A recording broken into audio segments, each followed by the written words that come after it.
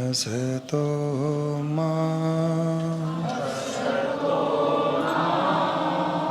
सद्गमय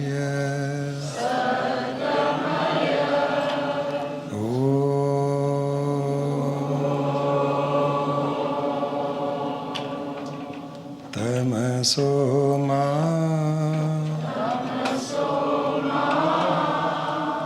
ज्योतिर्गमय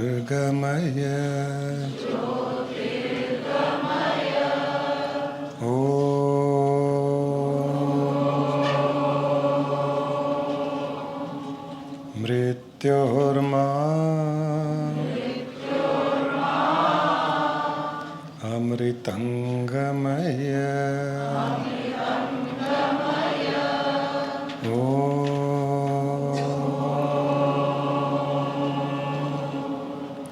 शांति शांति शांति।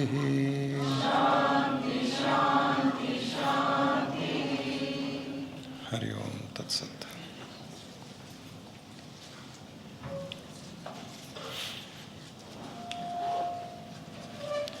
आज कौन शुरू करेगा?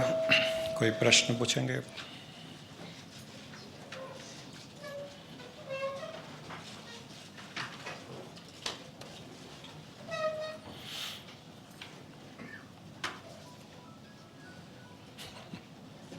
क्या हुआ? सत्संग ही बंद कर देते।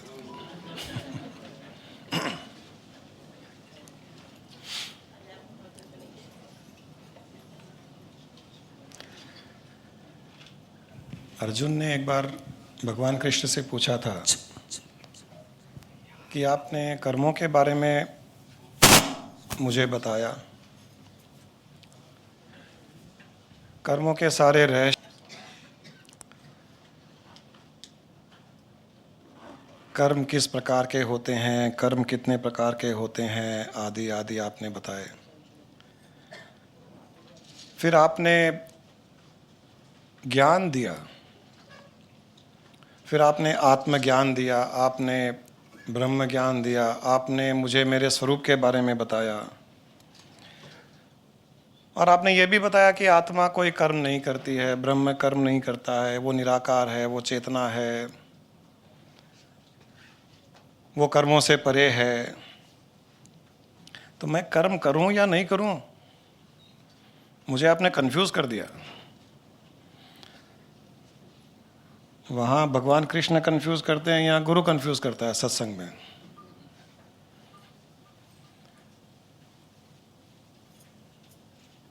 तो उन्होंने कहा कि आप मुझे एक बात बता दीजिए कि मैं कर्म करूं या मैं ज्ञान में स्थित हो जाऊं। मैं कंफ्यूज हो गया। ज्ञान में स्थित होने पर कहा जाता है कि कोई कर्मों की आवश्यकता ही नहीं है, आत्मा कर्म नहीं करती है, चेतना कर्म नहीं करती है। फिर आपने कर्मों का सारा बखान भी किया, तो मैं कर्म करूं या नहीं करूं। तब उन्होंने एक बड़ा सुंदर जवाब दिया। कहा कि कर्मेंद्रियों को कर्म में लगा के रखो, ज्ञानेंद्रियों में ज्ञान को भर करके रखो।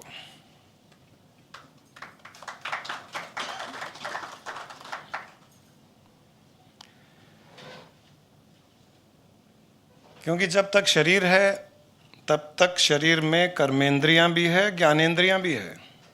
5 कर्मेंद्रियां होती है और 5 ज्ञानेंद्रियां होती है। उन्होंने कहा जब तक शरीर है तब तक कुछ न कुछ तो तुम कर्म करोगे ही। कहीं जाओगे, कहीं आओगे, पानी पियोगे, खाना खाओगे, कुछ न कुछ तो कर्म करोगे ही करोगे। अपने जीवन निर्वाह के लिए कुछ करोगे, कुछ न कुछ कर्म तो करोगे ही करोगे। तो कर्म नहीं करने की तो बात ही नहीं है। 5 कर्मेंद्रियां होती है, हाथ, पाँव, मुंह जिसे हम बात करते हैं, वचन जिसे कहा जाता है, गुदा और उपस्थ। ये 5 कर्मेंद्रियां होती है। ये पांचों किसी न किसी समय में कुछ न कुछ तो करती रहती है। और ज्ञानेंद्रियां आँख, कान, नासिका, जीभ और त्वचा, इनसे हमें संसार का ज्ञान प्राप्त होता है। और हाथ, पांव, मुंह आदि से हम कर्म करते हैं, क्रियाएं करते हैं। तो उन्होंने कहा कि इन कर्मेंद्रियों के द्वारा तुम कर्म करते रहो और ज्ञानेंद्रियों के द्वारा ज्ञान में स्थित रहो। ये एक कॉम्बिनेशन उन्होंने, भयंकर कॉम्बिनेशन बताया है। इस प्रकार से कोई अगर जीवन जिएगा तो वो हर पल जीवन मुक्ति का आनंद लेगा। कर्म करते हुए भी वो ज्ञान में स्थित है, कर्म करते हुए भी वो कुछ नहीं करता है। कर्मेंद्रियों से कर्म करने का अर्थ है एक रोबोट के जैसे, वो चल रहा है, जा रहा है, किसी को खिला रहा है, कुछ खा रहा है, जो काम दिया गया वो कर रहा है। अर्थात जो हमारे कर्तव्य हैं, जो हमारी जिम्मेदारियां हैं, हमें बिजनेस जाना है, ऑफिस जाना है, ऑफिस चला गया, वहाँ बिजनेस करना है, बिजनेस कर रहा है। घर में लेडीज़ को खाना बनाना है, खाना बना रही है, घर की साफ सफाई रख रही है। वो पांचों कर्मेंद्रियों को कर्मों में लगाए हुए रखने की बात उन्होंने कही। हर किसी से यही कहा कि सब कोई अपने अपने कर्मों के अनुसार, अपने अपने कर्तव्यों के अनुसार कर्म करते रहो, परंतु कर्म करते हुए पांचों ज्ञानेंद्रियों के द्वारा ज्ञान में स्थित हो जाओ। आंखों से जो दिखाई देता है, कान से जो सुनाई देता है, जीभ से जो स्वाद जाता है, त्वचा जो अनुभव करती है, जिसे हम स्पर्श करते हैं, हमने इसे छुआ, इसका स्पर्श हुआ, ये त्वचा ने स्पर्श किया, ये ज्ञानेंद्रिय का काम है। हाथ का काम है यहाँ तक जाना, और त्वचा का कार्य है ये गर्म है, ये ठंडा है, इसका अनुभव करना, वो त्वचा का काम है। तो मैंने कर्मेंद्रियों के द्वारा हाथ को मैं यहाँ ले गया, और ज्ञानेंद्रिय के द्वारा मुझे ये पता चला, इसका अनुभव किया, इसकी ठंडक, इसकी गर्माहट, उसको अनुभव किया मैंने। ज्ञानेंद्रियों को ज्ञान में स्थित करते हुए कर्मेंद्रियों से कर्म करते रहो। और भागवत में भी भगवान ने कहा है, मनसा बचसा दृष्टया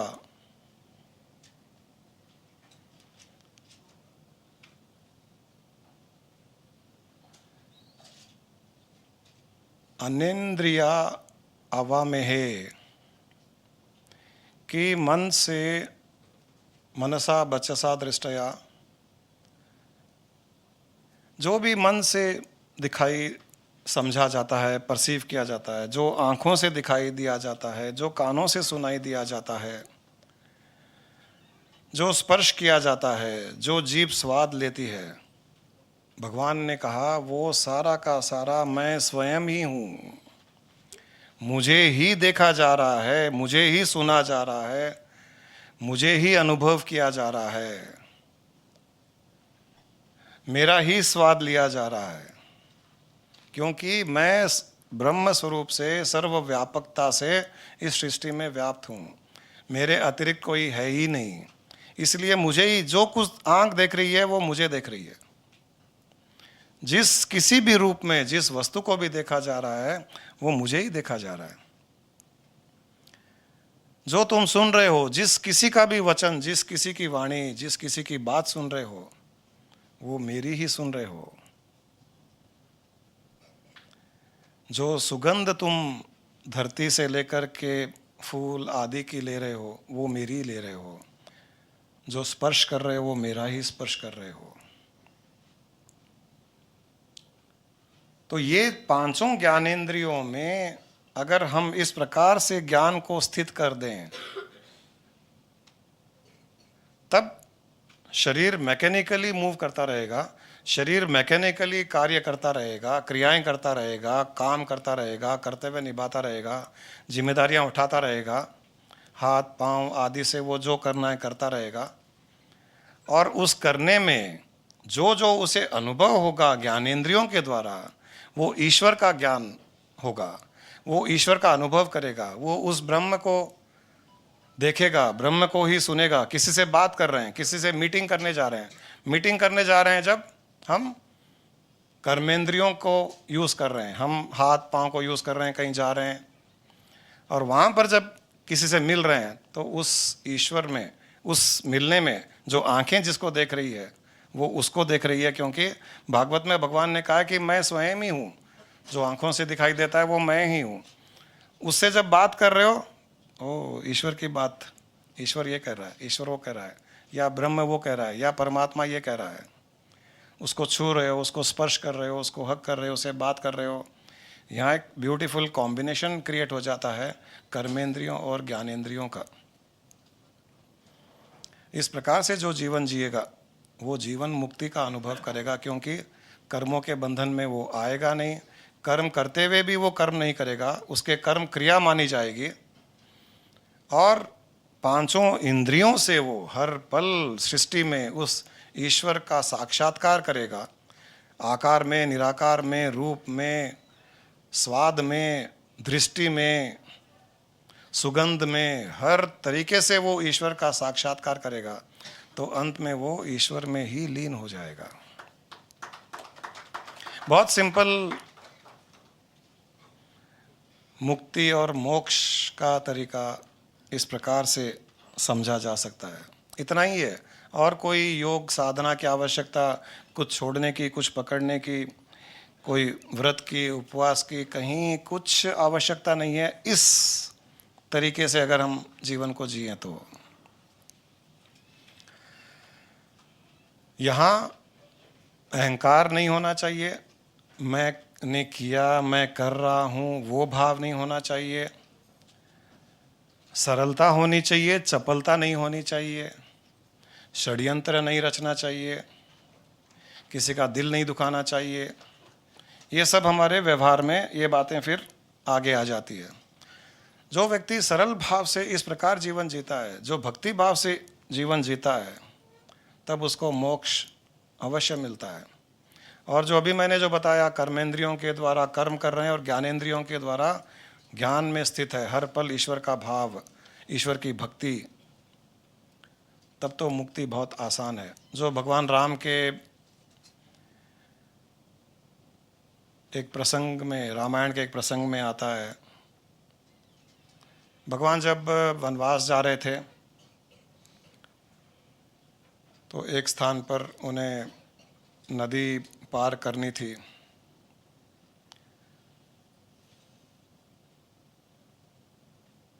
तो वहाँ पर जो नाव चलाता था उस केवट को बुलाया गया। उसने कभी राम को देखा नहीं, परंतु राम के बारे में बहुत कुछ सुन रखा था वो। तो राम का बड़ा भक्त हो गया था, 24 घंटे राम नाम जपना, राम का भजन गाना, राम के गीत गाना, और उसे एक विश्वास था कि एक न एक दिन राम के दर्शन होंगे। इतना बड़ा भक्त हो गया था बिना राम को देखे हुए। हमने भी नहीं देखा कभी भगवान को, हमने भी राम को नहीं देखा। भक्त हो सकते हैं, बिना किसी को देखे भी उसके भक्त हो सकते हैं। उनकी कहानियाँ सुन करके, उनकी जीवनी के प्रसंग सुन करके हम भी भक्ति भाव में स्थित हो सकते हैं। वो बड़ा भक्त था केवट, 24 घंटे राम नाम, और नाव चला करके अपना परिवार का, अपना जीवन निर्वाह करता था। तो नाव चलाने में उसे अपने पांचों कर्मेंद्रियों का उपयोग करना पड़ता था, हाथ का, पाँव का, वो सब करता था, नाव को ठीक करना आदि आदि। और पांचों ज्ञानेंद्रियों से केवल और केवल राम की भक्ति, हर पल राम नाम, हर पल राम के दर्शन, हर पल राम की भक्ति। पांचों ज्ञानेंद्रियों से भक्ति, भक्ति भाव, कर्मेंद्रियों से कर्म कर रहा है। तो उस केवट को बुलाया गया कि भगवान राम आए हैं, नदी पार करवानी है। वो बड़ा प्रसन्न हुआ, खुशी खुशी आया, नाव को नदी के किनारे पर रखा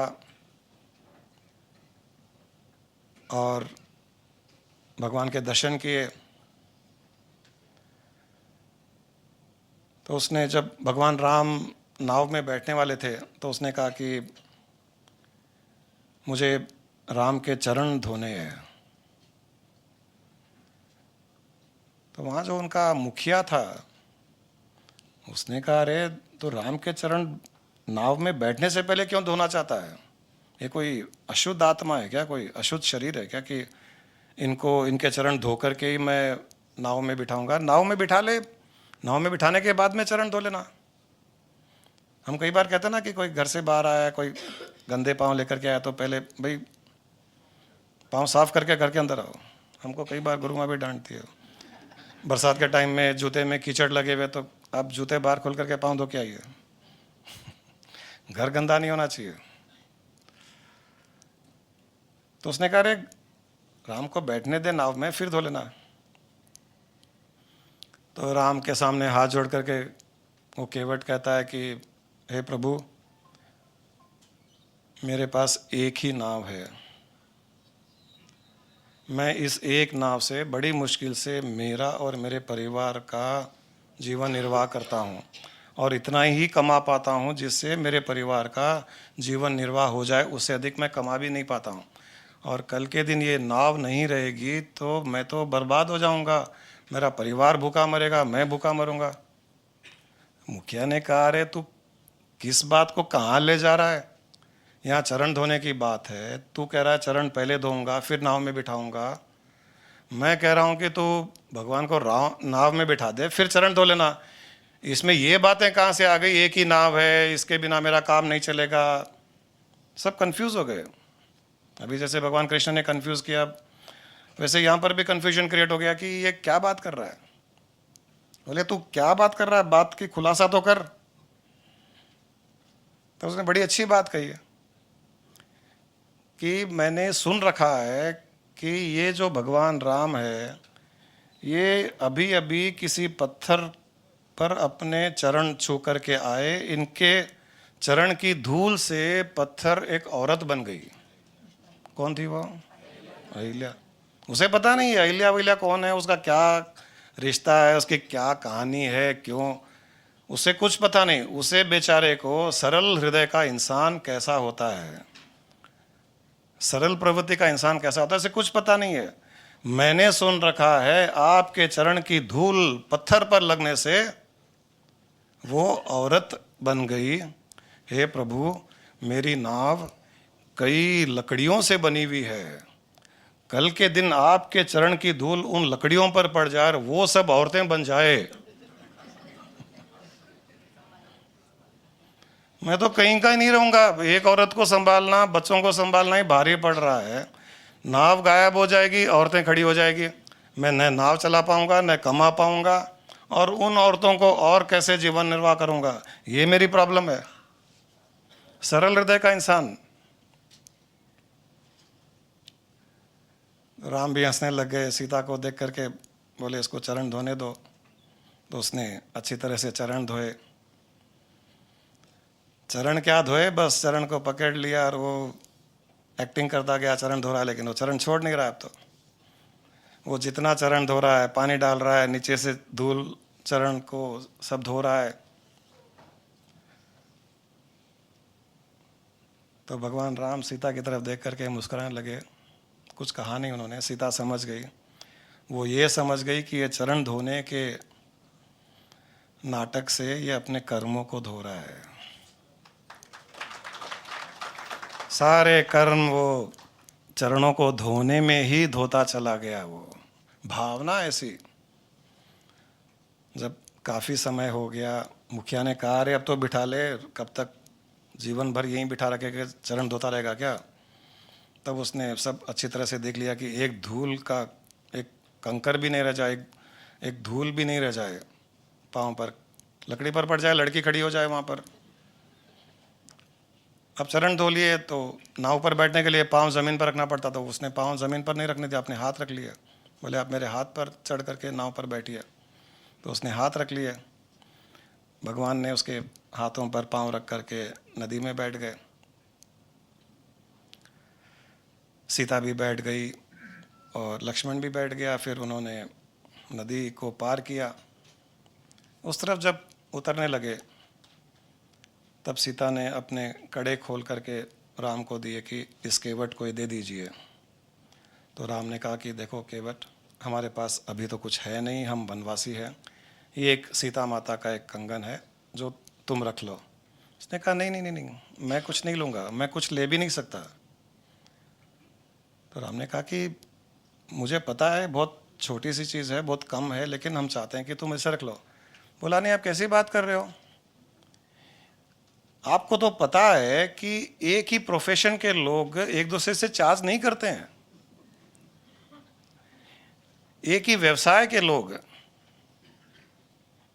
जैसे एक नाई होता है, तो एक नाई, ये सिस्टम है, यहाँ कोई है नाई का काम करने वाला,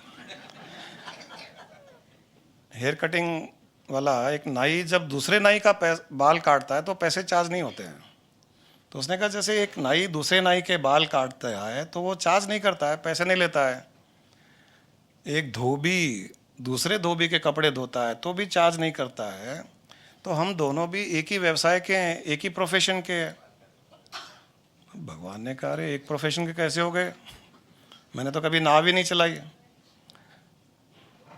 तुम नाव चलाते हो, मैं राजा के वहाँ का, मैं युवराज, मैं राजकुमार, मैं राम हूँ, मुझे पता ही नहीं इस व्यवसाय के बारे में, हम दोनों एक व्यवसाय के कैसे हो गए। बोले राम देखिए, मैं लोगों को नदी पार करवाता हूँ, आप लोगों को संसार सागर पार करवाते हो। मैं छोटी छोटी नदी छोटे छोटे नाव में पार कराता हूँ, आप लोगों को बड़ा बड़ा संसार रूपी समुद्र को पार करवाते हो। तो हमारा काम तो एक जैसा ही हो गया, इसलिए मैं आपसे नहीं लूँगा।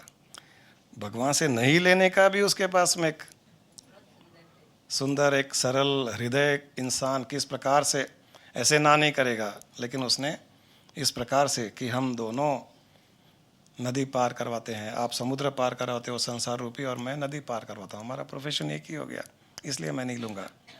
तब भगवान ने पूछा कुछ तो तुम्हें लेना पड़ेगा, कुछ तो मैं दूंगा तुम्हें। तो उन्होंने कहा कि बस मुझे आप में अपने में लीन कर लीजिए, मुझे और कुछ नहीं चाहिए। भगवान ने कहा तथास्तु, उसे मोक्ष मिल गया, उसे मुक्ति मिली। सरल हृदय का इंसान, चपलता जिसके प्रवृत्ति में ही न हो, कर्मेंद्रियों को कर्मों में लगा करके रखा, ज्ञानेंद्रियों को केवल और केवल ईश्वर की भक्ति, ईश्वर का ज्ञान उसी में लगा करके रखा, और मोक्ष ऐसे ही मिल गया। न वो बेचारा कभी सत्संग गया, न बेचारा कभी वो कोई शास्त्र पढ़ा है, न उसे कुछ आत्मा परमात्मा का ज्ञान, कुछ भी नहीं, ऐसे ही मोक्ष मिल गया। तो मोक्ष मिलने के इतने आसान तरीके भी हैं। आवश्यकता है यहाँ सरल हृदय की, आवश्यकता है पांचों इंद्रियों को उसी के ज्ञान में लगा करके रखने की। हर पल जो देखें, जो सुने, जो चखें, जो सूंघें, जो स्पर्श करें, उसमें उसी परमात्मा के, उसी आत्मा का भाव उत्पन्न हो। यह सबसे आसान और सुंदर तरीका है मोक्ष और मुक्ति पाने का। चलिए, मैंने सत्संग के विषय को स्टार्ट तो कर दिया, आप लोग आगे बढ़ाइए। कोई प्रश्न उत्तर, question answers.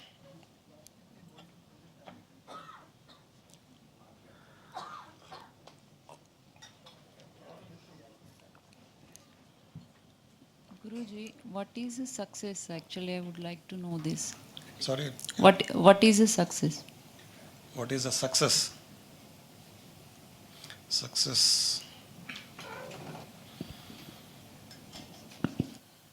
Success is where you feel contented. Wherever you feel satisfied, where you feel contented, that is success. There is no hard and fast rule. There is no yardstick for success. Neither in business, nor in profession, nor in any other field, there is no yardstick for any success. Success is where you feel contented, where you feel satisfied. That is success. You are successful if you feel that I did what I could do. I achieved what I could achieve within my own limitations, with the best of my intellect, with the best of my wisdom, effort, whatever, all that which I have put in my life, in my profession, in my house, in my family, in everything, and I am happy with it. I have no regrets, no guilt. You are successful. You are successful.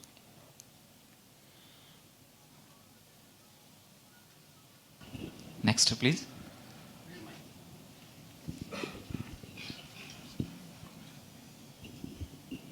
गुरु जी प्रणाम। मैं राहुल सिंघल।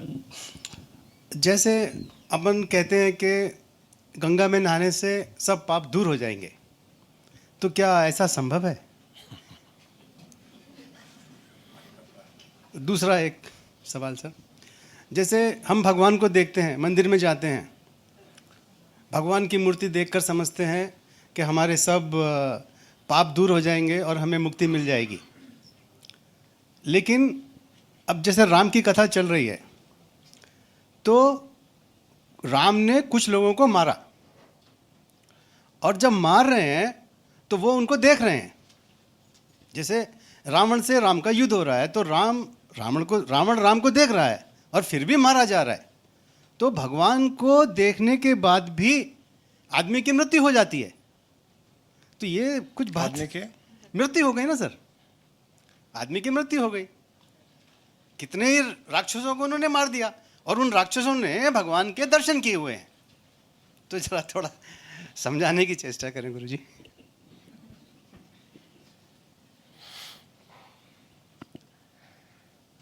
मुक्ति कहाँ होनी है, मुक्ति किसकी होनी है, ये हमको थोड़ा सा जानना पड़ेगा। मुक्ति किसकी होती है?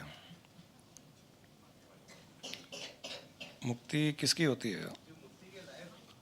नहीं, मैं ये कह रहा हूँ कि मुक्ति शरीर की होती है, मुक्ति मन की होती है, मुक्ति आत्मा की होती है, मुक्ति किसकी होती है? मुक्ति मन की होती है, क्योंकि बंधन भी मन का ही है, तो मुक्ति भी मन की होगी। मनुष्य बंधो एवं मनुष्य मुक्ति मन एवं मनुष्याणाम बंधे मोक्षयो कारणम, कि मनुष्य का मन ही बंधन का कारण है, और वही मनुष्य का मन मुक्ति का आधार भी है। तो यहाँ जो आपने जो भी प्रश्न किए हैं, गंगा में स्नान करने से मुक्ति होगी क्या, भगवान की मूर्ति के सामने उसके दर्शन करने पर, तिरुपति के या और किसी, या चार धाम के यात्रा करने पर, या कैलाश मानसरोवर जाकर के उसकी मुक्ति हो सकती है क्या? अगर आपके मन में ये दृढ़ विश्वास है कि मैं गंगा में स्नान कर लूं और स्नान करने पर सारे पाप धुल जाएंगे, और गंगा में स्नान करने के पश्चात जब बाहर निकलो और आप पूरे पाप धुले हुए प्रकार से निकलो, अंतर के पाप, क्योंकि पाप शरीर पर नहीं है, शरीर से जुड़े हुए भी नहीं है पाप सारे के सारे मन में ही है। अब इस गंगा के जल को मन तक जाने दो आप, अगर जाने देते हैं मन तक, और उस मन में उसका अनुभव करते हुए वो पाप को धुला सकते हैं गंगा में डुबकी लगाने पर।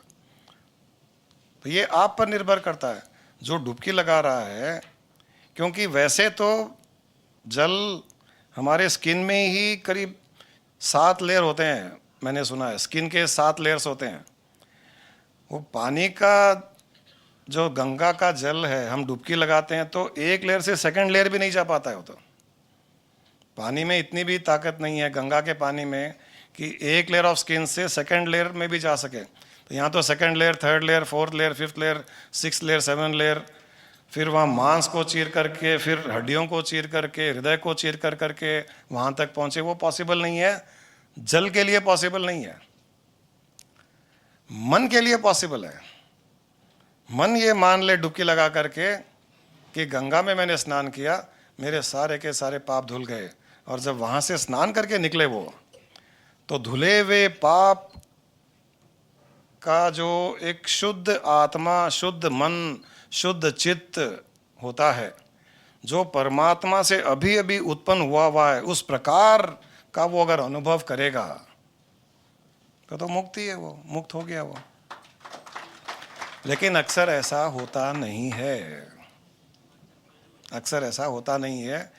कोई भी इस प्रकार की भावना, इतनी दृढ़ भावना, इतनी तीव्रता से भावना, इतनी इंटेंस भावना वो उत्पन्न नहीं कर पाता है, इसलिए मुक्त नहीं हो रहा है। ये हम पर निर्भर करता है।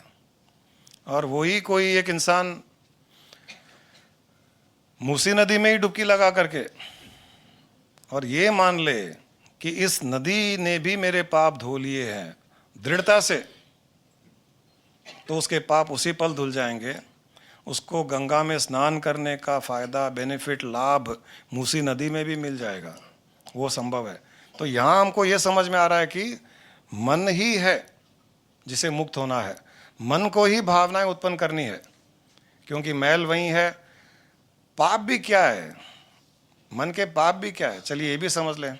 आज जैसे शरीर है तो शरीर पे चलो मेरे यहाँ तिल है, यहाँ तिल है, इस तिल को अगर निकालना है मुझे, इस ब्लैक स्पॉट्स को निकालना है, तो मुझे कहीं ना कहीं सर्जरी करानी पड़ेगी, सर्जन के पास जाना पड़ेगा, कुछ ना कुछ करना पड़ेगा।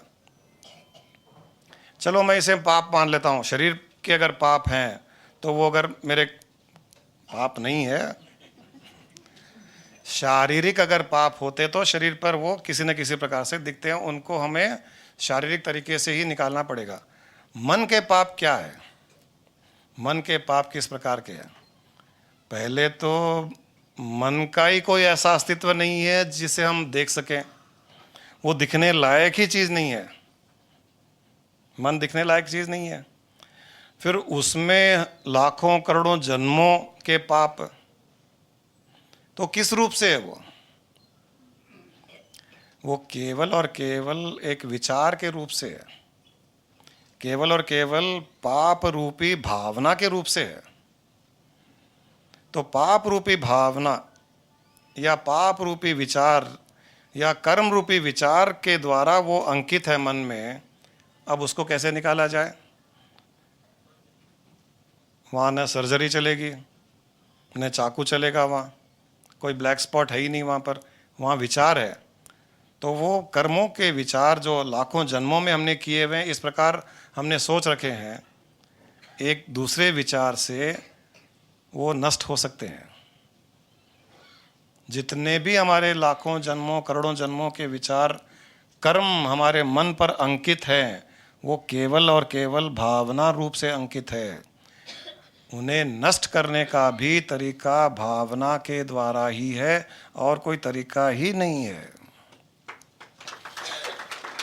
ये जो शास्त्रों में या जो मान्यताएं हैं, गंगा में स्नान करने से पाप धुल जाते हैं, काशी में मरने पर मोक्ष मिल जाता है, 4 धाम की यात्रा करने से पाप नष्ट हो जाते हैं, ये सब मान्यताएं केवल इसीलिए बनाई गई है कि आपकी वो भावना कहीं ना कहीं अगर उत्पन्न हो जाए कि मैं लाखों करोड़ों जन्मों के कर्मों से मुक्त हो गया, क्योंकि मैं कैलाश मानसरोवर जाकर आया, वहाँ मैंने कैलाश की प्रदक्षिणा कर ली, मैं गंगा में स्नान कर लिया, कहीं ना कहीं आपकी भावना उत्पन्न हो जाए, आपका काम हो जाए।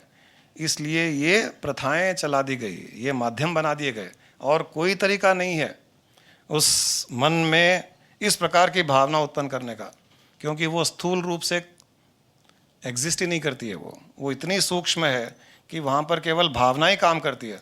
तो भावना उत्पन्न करने के ये माध्यम है ये। तो इन माध्यम को आप जितना यूज़ कर सकते हो कर सकते हो।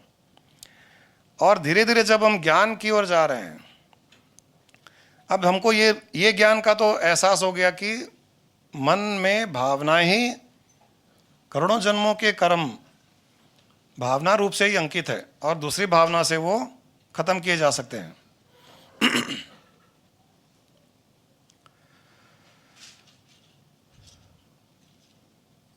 दूसरी भावना को उत्पन्न करने के लिए एक है माध्यम कि वहाँ जाओ, वहाँ पर ये करने से तुम्हारे कर्म नष्ट हो जाते हैं, ये एक माध्यम बना दिया गया। दूसरा हम कहते हैं कि हम जहाँ बैठे हैं वहीं अगर हम भावना को उत्पन्न कर लें तो माध्यम चाहिए ही नहीं हमें, तो भी आपका काम, आपका कार्य संपन्न वहाँ भी हो सकता है। ये अगर टेक्निक, ये रहस्य पता चल जाता है, ये रहस्य का समझ में आ जाता है, तब हम जहाँ है वहीं पर हम मुक्त हो सकते हैं। जहाँ है वहीं हम गंगा स्नान का लाभ ले सकते हैं। जहाँ हम शरीर छोड़ते हैं, जहाँ हम प्राण को छोड़ते हैं, वहीं हमारे लिए हम काशी मान सकते हैं। जहाँ हम प्रदक्षिणा कर रहे हैं वहीं हम मानसरोवर की प्रदक्षिणा मान सकते हैं और मुक्त हो सकते हैं, ये रहस्य का पता लगने पर।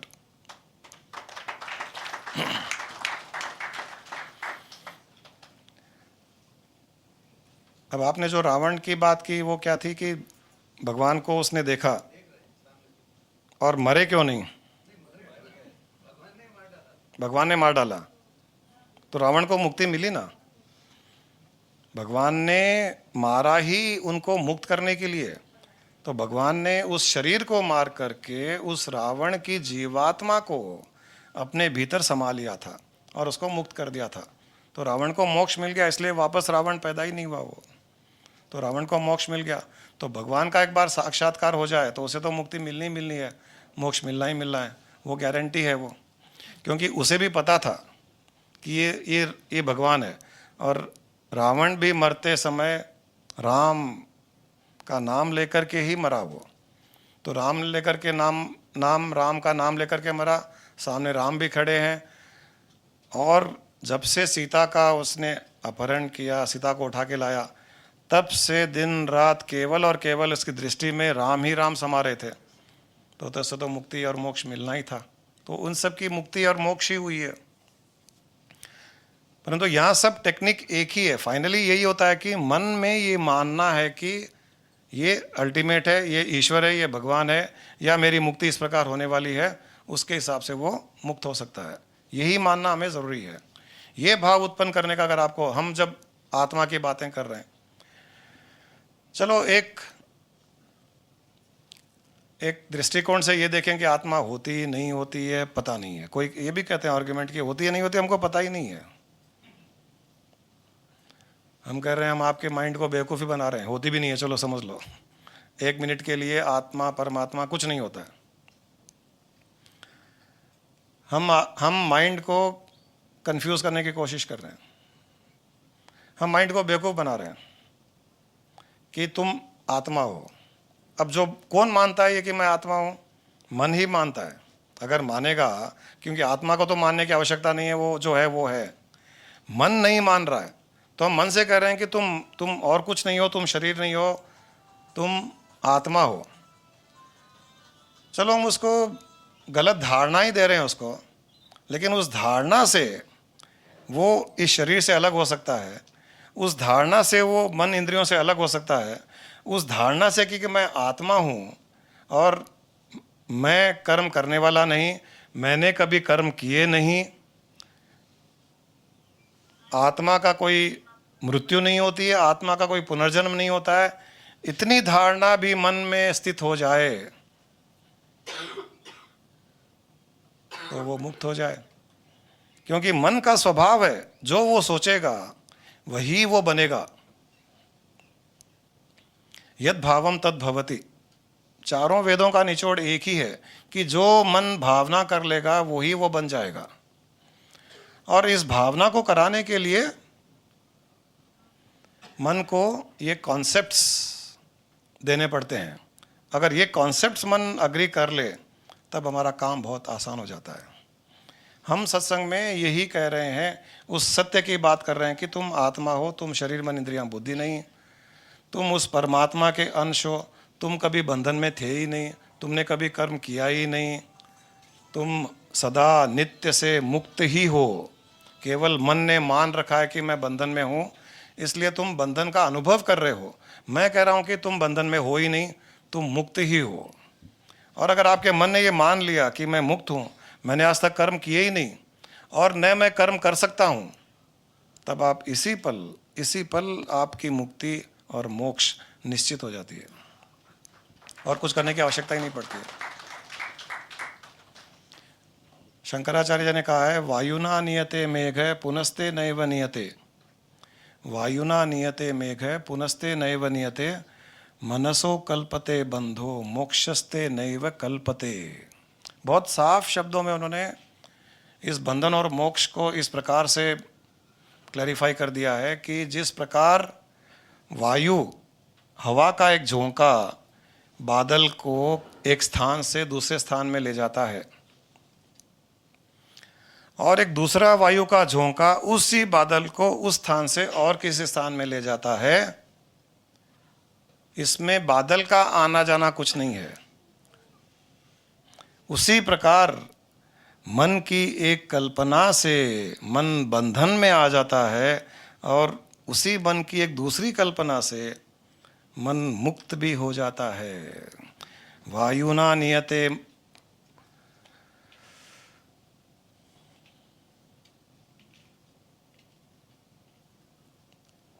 चलिए सारांश यही है कि जिस प्रकार बादल अपने आप में कुछ नहीं करता, वो वायु के अंतर्गत में है, उस प्रकार मन भी कल्पना के अंतर्गत है। जो वो कल्पना कर ले उसी के लिए वो ही सार्थक हो जाए। तो ये बहुत आसान तरीका है।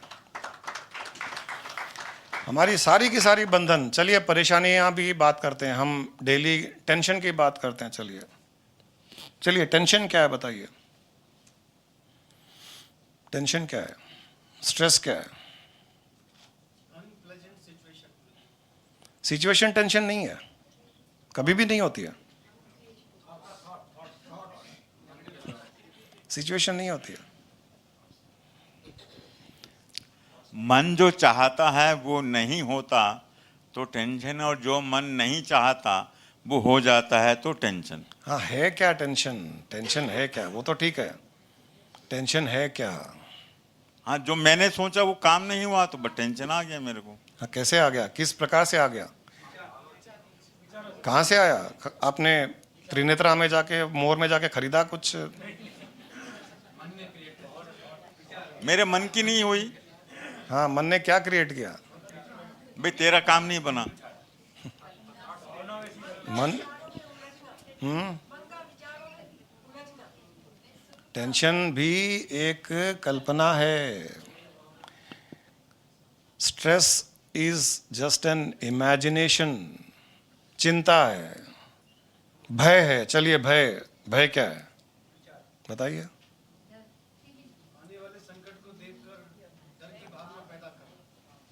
भावना। तो फाइनली सिचुएशन भय है या? हाँ, भय क्या हुआ फिर? यहाँ सिचुएशन भय है, सिचुएशन में भय है।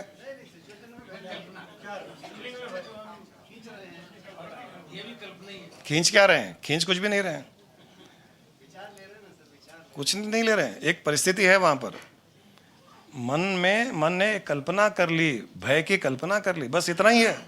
अभी जो मैंने बात की, वायुना नियते मेघ मनसो कल्पते बंधो मोक्षस्ते नैव कल्पते, ये सारा का सारा जीवन, लाइफस्टाइल, एटीट्यूड, बिहेवियर, चिंता, चिंतन, भय, सारे के सारे इसी में आ जाते हैं कि ये सारा का सारा मन की कल्पनाएं है, इमेजिनेशन है और कुछ नहीं है। बंधन कर्मों से लेकर के रोजमर्रा के भय, चिंता, फिक्र, टेंशन, स्ट्रेस, कुछ अनहोनी हो जाएगी, हुई या नहीं हुई हो जाएगी, अनहोनी होते हुए देख करके उसमें शोक करना, अच्छा होते हुए देख करके उसमें प्रसन्न होना। चलिए प्रसन्न होना क्या है? हमें बहुत प्रॉफिट हो गया, बहुत खुश हुए, क्या है बताइए? So finally it is just a feeling. It is an imagination that I am happy. इतना ही है ना, और कुछ नहीं है। आपके सामने एक मर्सिडीज गाड़ी खड़ी है, बेटे ने आपको गिफ्ट की, आप उसमें मन में एक कल्पना कर लेते हो खुशी की। खुश कौन हो रहा है? शरीर तो वैसा का वैसा ही है, शरीर में कोई बदलाव नहीं है। मन में कल्पना की खुशी आ जाती है, आप खुश हो जाते हो। उसी मर्सिडीज में अगले दिन एक स्क्रैच लग जाता है। गाड़ी वही, उसका एसी उतना ही इफेक्टिव, स्पीड वही, अंदर कंफर्ट उतना ही, एक स्क्रैच खाली आ गया। न आपके शरीर में स्क्रैच आया, मन में भी स्क्रैच नहीं आया, क्योंकि वहाँ स्क्रैच लगा ही नहीं सकते हैं। मन ने स्क्रैच की, दुख की कल्पना कर ली और दुखी हो गया। अब अगर ये समझ में आ जाता है आप लोगों को, तो आज के सत्संग में सब यहाँ से मुक्त मोक्ष प्राप्त करके ही जाओगे बाहर, और कुछ बचा ही नहीं है। यहाँ से एनलाइटन होके ही जाओगे। आज के बाद में कोई चीज़ आपको परेशान करनी नहीं चाहिए। अगर आपको ये पता चल जाए कि हर चीज़ एक कल्पना कर रहा है मन, कल क्या होगा, मुझे एंग्जाइटी है, बिजनेस में क्या होगा, शादी होगी नहीं होगी, उसका काम क्या होगा, मेरे पेमेंट आएगा नहीं आएगा, आदि आदि आदि, केवल और केवल कल्पना है। मेरा मन दर्पण कहलाए, मेरा मन दर्पण कहलाए, तो उसके अंदर मन ही इच्छा, मन ही वो सब मन ही है। तो मन की इवेंचुअली मन में कल्पनाएं उत्पन्न होती है, मन में भावनाएं उत्पन्न होती है। अब उन भावनाओं को हम किस प्रकार उत्पन्न करें, कौन सी भावनाएं हम उत्पन्न करें, ये हम पर निर्भर करता है। अब आपको एक नेक्स्ट लेवल पर बता दूं, ये मन का भी कार्य नहीं है, ये हमारा, हम पर निर्भर करता है। ये हमारी फ्री विल है, ये हमारी स्वतंत्र स्थिति है। ये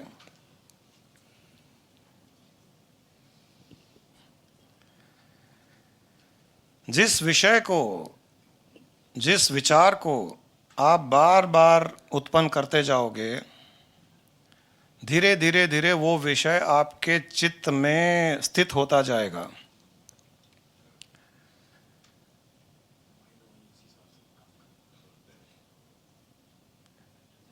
और एक बार वो विषय आपके चित्त में स्थित हो जाए, तब वो भावनाएं भी उसी प्रकार की उत्पन्न करता है।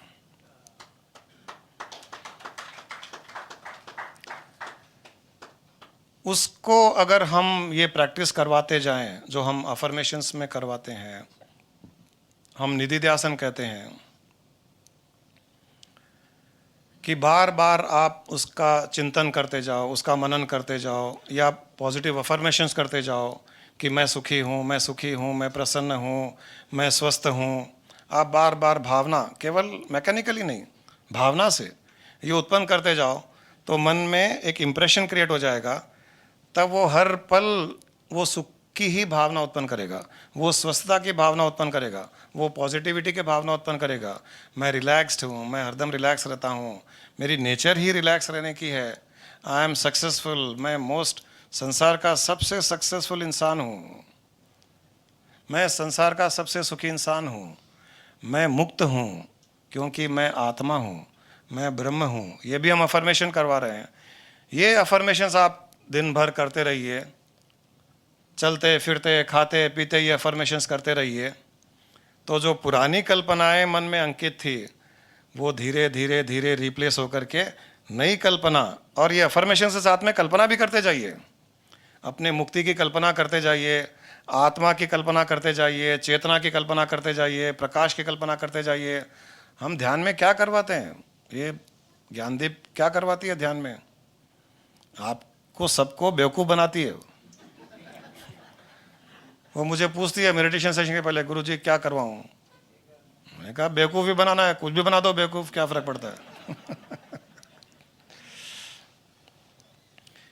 क्योंकि ये जो हमने समझ रखा है अभी तक अपने आप को, तो मन ने हमें बेवकूफ़ बनाया है कि देखो मैं ये शरीर हूँ, मैं रमेश हूँ, मैंने ये पाप किया, मैंने पुण्य किया, उससे मैंने ये किया, उससे मैंने वो किया, ये गलत किया, ये सही किया, तो मन ने मुझे बेवकूफ़ बनाया और मैं बेवकूफ़ बनता चला गया। मुझे पता ही नहीं चला कि मैं कब बेवकूफ़ बन गया। बनता चला गया, बनता चला गया, मैं मरता चला गया, फिर पुनर्जन्म होता चला गया, मन पैदा होता चला गया और बेवकूफ़ बनाता चला गया। जब उस बेवकूफ़ी से थक गया, मैं कहा ये यार कब तक चलेगा, ये कब तक बेवकूफ़ बनाता रहेगा, अरे कब तक हम बेवकूफ़ बनते रहेंगे। तब एक गुरु की शरण में गया। मैंने कहा ये मैं क्या हो रहा है मेरे साथ में, मैं इतना पापी, इतने गलत काम करता हूँ, इतने बुरे काम करता हूँ, मैं इतना दुखी होता हूँ, ऐसा क्यों मेरे साथ? तब गुरु ने कहा, नहीं तुम दुखी नहीं हो, वो मन तुमको बेवकूफ़ बना रहा है। तुमने पाप किया ही नहीं कभी, तुमने कर्म किया ही नहीं कभी, तुमने कुछ नहीं किया। अरे तुमने जन्म ही नहीं लिया कभी, तुम तो निराकार शुद्ध चेतना हो, तुम परमात्मा स्वरूप हो, तुम ब्रह्म स्वरूप हो। ये गुरु ने मुझसे कहा। मैंने कहा अच्छा। फिर ये मन मेरे को बार बार ये इंप्रेशन क्रिएट कर रहा है, गिल्ट पैदा कर रहा है, तुम बंधन में हो, तुमने ये कर्म किए, तुम पुण्य कर्म करो, तुम मुक्त हो जाओ, तुम ये करो। बोला तुमको बेवकूफ़ बना रहा है, आज तक बनाते आया, अब तुम उसको बेवकूफ़ बनाओ। तेरे को जो करना है कर, मैं तो शुद्ध चेतन आत्मा हूँ, मैं निराकार हूँ, मैं तो नित्य मुक्त ही हूँ। सब भजन में यही भर दिया, भजन सुना सुना करके भी अफर्मेशन करवा दिया, मेडिटेशन करवा करके अफर्मेशंस करवा दिया, कल्पनाएं बदलती गई, मुक्त हो गए। जिस दिन हमारी कल्पना 100% पूरे विश्वास के साथ, बिलीफ के साथ में, ट्रस्ट के साथ में ये कल्पना बैठ जाती है कि मैं शुद्ध चेतन निराकार परब्रह्म परमात्मा ही हूँ, मैं इसके अलावा कुछ हूँ ही नहीं। जिस दिन ये 100% बिलीफ और ट्रस्ट के साथ में जिस दिन बैठ जाता है, उसे एनलाइटनमेंट कहते हैं, और कुछ नहीं है। मतलब जिस दिन आप 100% अपने माइंड को बेवकूफ़ बना लो, आप एनलाइटेड हो गए।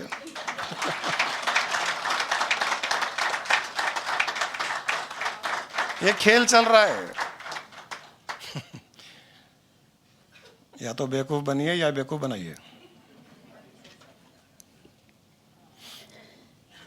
मैं बिजनेस में था तभी भी लोगों को एक बात कहता था,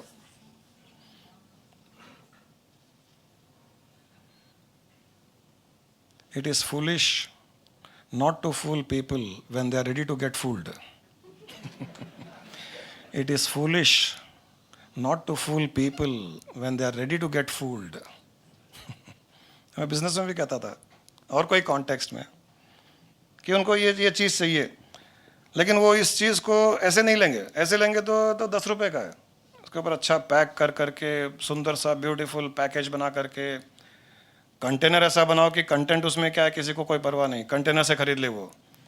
तो वो अपने आप को ही वो बेवकूफ़ बनाने के लिए तैयार है। अब वो मैं उसको देता हूँ, भाई देखो उसमें भी 500 रुपये की चीज़ लोगे, उसमें यही है, वो क्यों खर्चा करो, मैं पब्लिसिटी करूँ, मैं ब्रांड क्रिएट करूँ, उसके बदले तुम ये ले लो, 20 रुपये में दे रहा हूँ।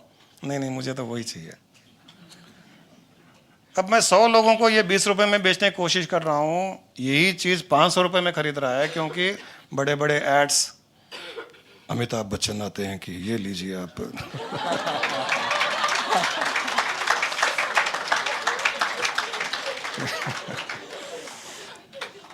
ड्यूक्स बिस्किट खाइए।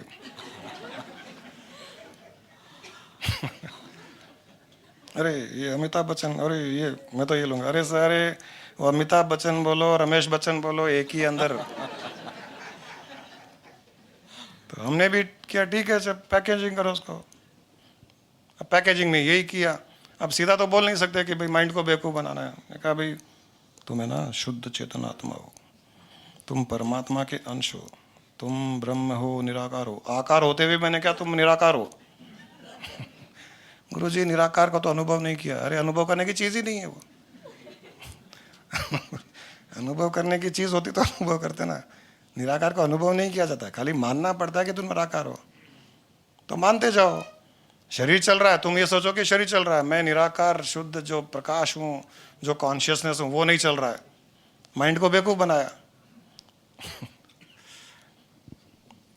अब इसको आप दोनों तरह से ले सकते हो, ये शुद्ध ज्ञान भी है, शुद्ध बेवकूफ़ बनाने के तरीके भी है। जो आपको सूट करे वो मान लीजिए, मुझे कोई प्रॉब्लम नहीं, क्योंकि दोनों का रिजल्ट एक ही होने वाला है।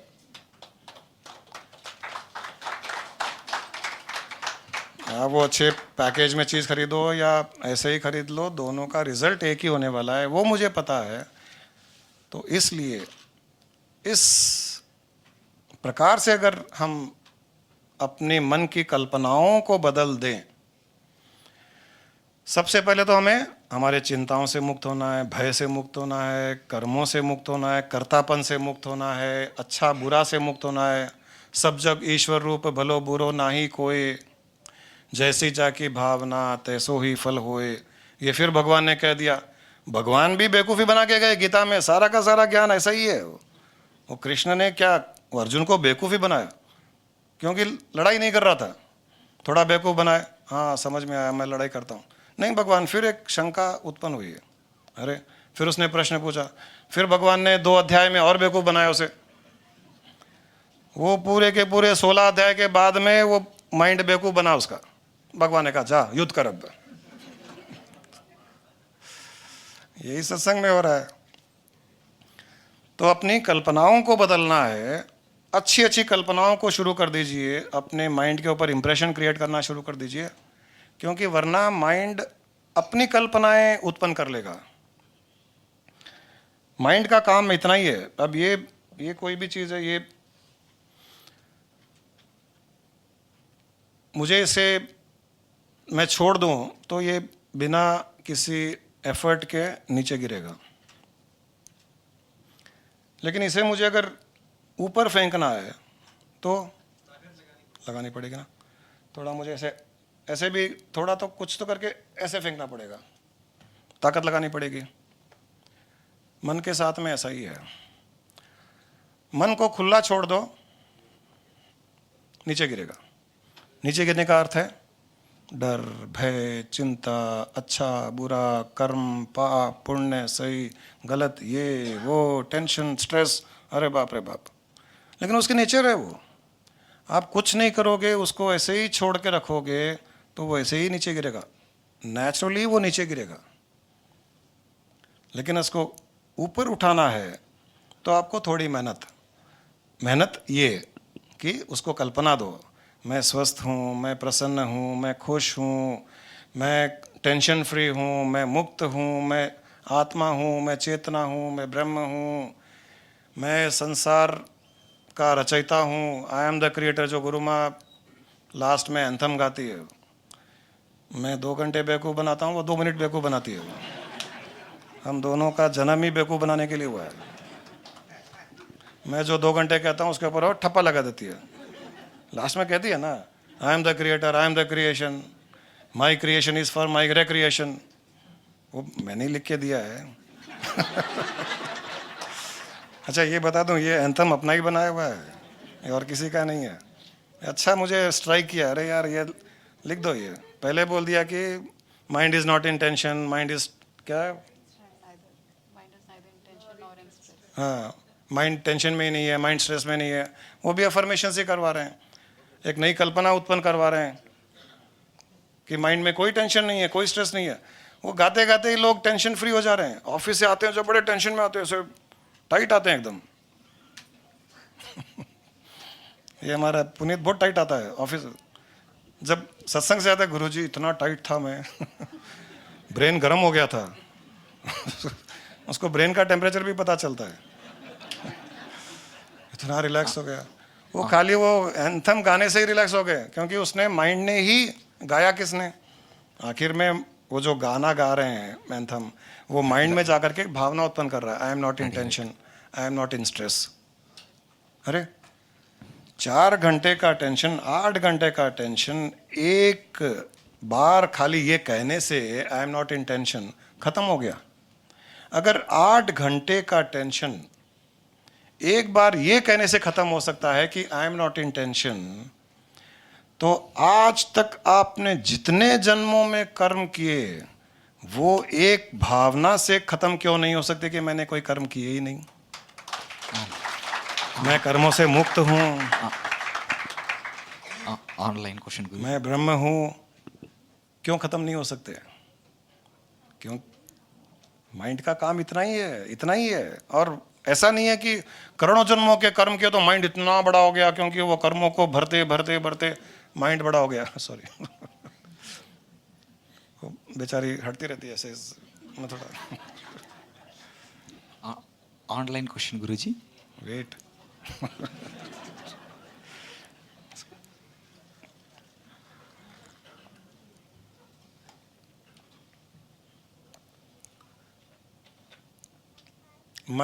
Mind is just a ray of light, एक स्पार्क ऑफ लाइट है। उसमें करोड़ों जन्म आपने ले लिए, करोड़ों जन्मों में कर्म कर लिए, तो भी वो उतना का ही उतना है। ऐसा नहीं है कि बलून के जैसे हवा भरते गए, बलून बड़ा होता गया।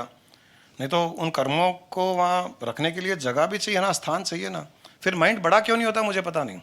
खाना ज़्यादा खाते हैं तो शरीर तो बढ़ता है, माइंड नहीं बढ़ता है। माइंड उतना का उतना ही रहता है, और कर्मों से खाली भी हो जाता है तो भी उतना का उतना ही रहता है वो। तो उसमें कोई चेंज ही नहीं आता है। उसका अर्थ ये है कि वहाँ पर रियलिटी में कुछ है ही नहीं। वो केवल एक भावना से आप करोड़ों जन्मों के कर्मों के बंधन में आ सकते हो। एक भावना से, एक विचार से, अरे मैंने कितने करोड़ों जन्मों में कितने कर्म किए होंगे, बस आप करोड़ों जन्मों के कर्मों में फंस गए। दूसरी भावना उत्पन्न की, जैसे अभी मैंने कहा, अरे मैं तो निराकार शुद्ध चेतन आत्मा हूँ, तो निराकार शुद्ध चेतन आत्मा तो कर्म कर ही नहीं सकती है, तो मैंने आज तक कर्म किए ही नहीं। ओ, मैंने खाली अज्ञानता में सोच रखा था कि मैंने कर्म किए थे, मैंने किए ही नहीं। खत्म। एक क्षण में, एक भावना में, एक कल्पना में, एक विचार में वो सारे के सारे खत्म हो जाते हैं। मुझे जब कई लोग पूछते हैं कि गुरुजी हमारे और एनलाइटनमेंट में, हमारे और मुक्ति मोक्ष में कितनी दूरी है? एक विचार की दूरी है। केवल एक विचार की दूरी है। Your enlightenment is just one thought away from you. वो आसमान दूर हो सकता है, वो सूर्य चंद्रमा आपसे बहुत दूर हो सकते हैं, क्योंकि वो इस स्थूल शरीर से वो स्थूल वस्तु की दूरी है। परंतु एनलाइटनमेंट में ऐसा नहीं है।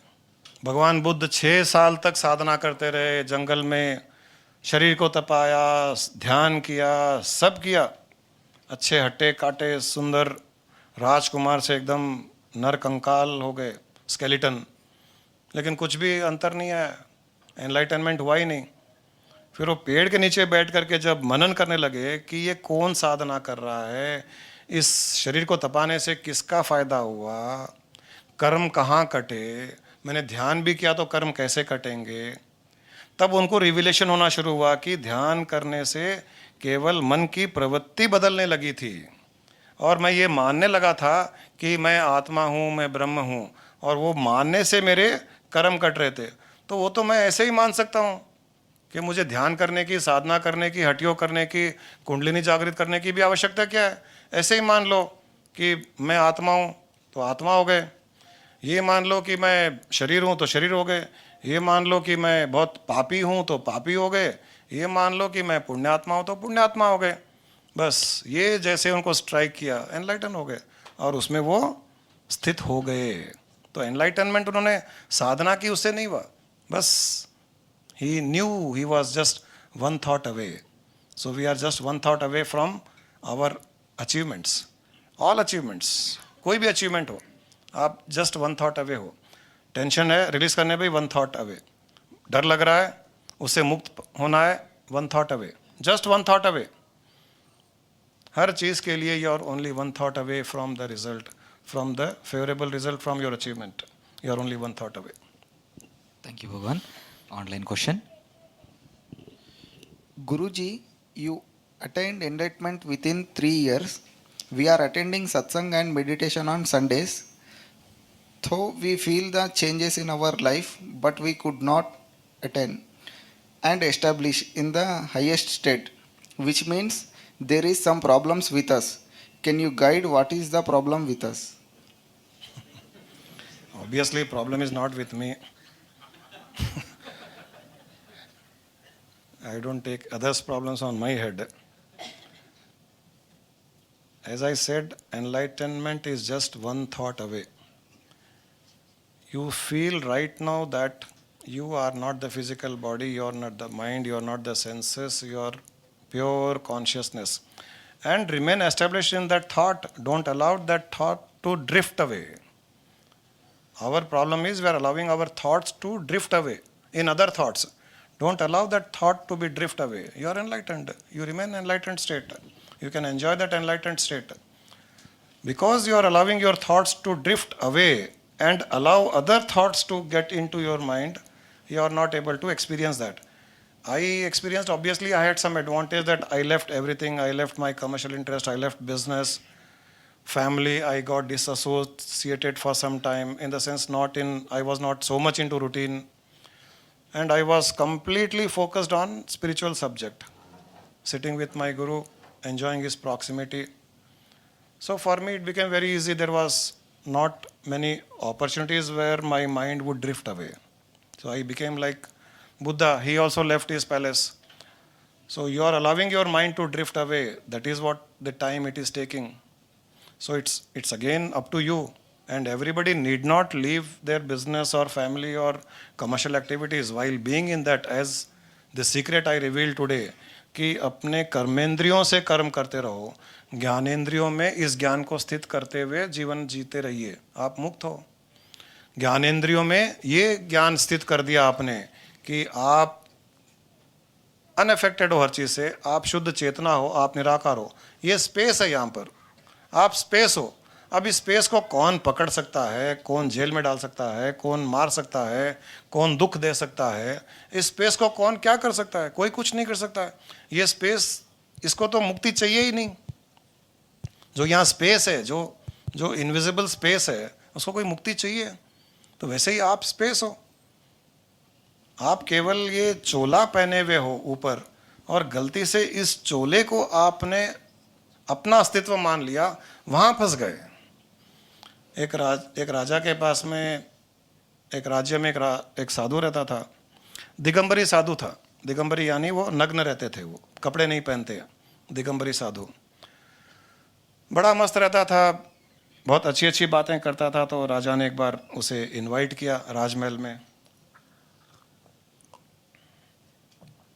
तो राजमहल में आ गया वो। राजा ने सत्संग किया उसके साथ में, आत्मा परमात्मा की बातें की। बहुत अच्छा लगा राजा को।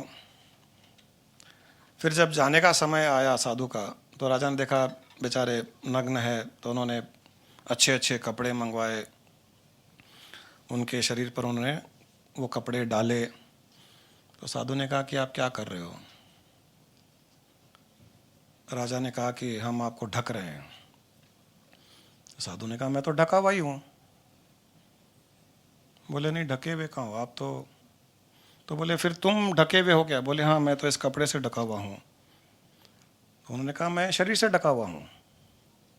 मैं जो आत्मा हूँ, इस शरीर से ढका हुआ हूँ, मैं ढका हुआ ही हूँ। तुम अपने आप को शरीर मान रहे हो, इसलिए उस शरीर को कपड़ों से ढक रहे हो। मैं अपने आप को शुद्ध चेतन मानता हूँ, इसलिए मैंने उसको शरीर से ढका हुआ माना हुआ है। दोनों ढके हुए ही हैं।